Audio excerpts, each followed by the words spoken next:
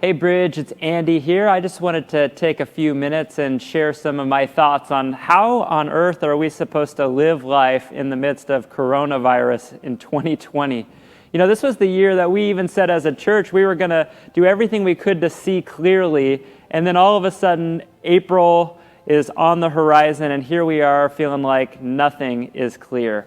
And I was reminded this week as I was reading that the Bible has this book in it, and we don't preach from it often. It's kind of awkward because it's called Lamentations. It's a whole book of lamenting and crying out to God and saying things like, "Where are you, God? What are you doing?"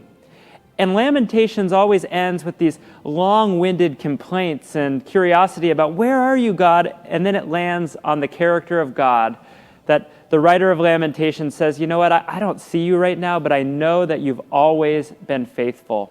And I feel like that has been a really big encouragement to me. As kind of the youth pastor here, I've been lamenting some things of my own.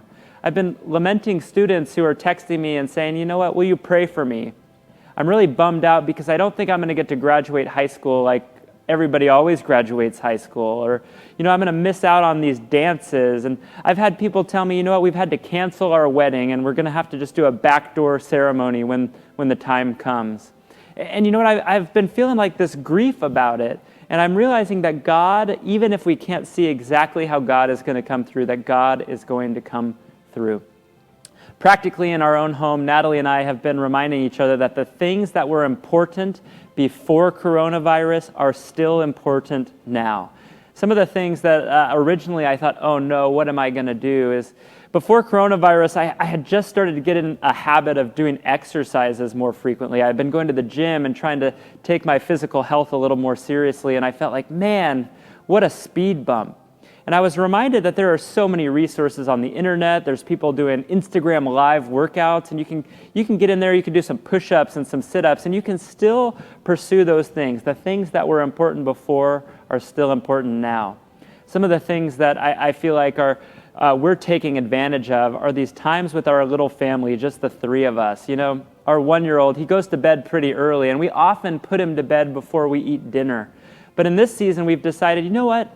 If we're both home, let's make sure we have dinner ready, and let's pull his high chair up to the table every single night. Let's make sure we pray with him. Let's make sure that we eat our dinner together as a little family and begin that tradition in the midst of coronavirus.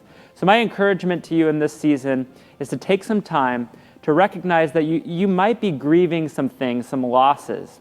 Maybe not to fall into the trap of feeling like somebody has it worse than me, so I'm not allowed to feel that. I want to give you full permission to feel that, but then remember that God always comes through. And the last thing I want to leave you with is everything that was important in your life before coronavirus is still important now. It might take on a new shape or form or require some creativity, but I encourage you to pursue it with all that you have. Blessings.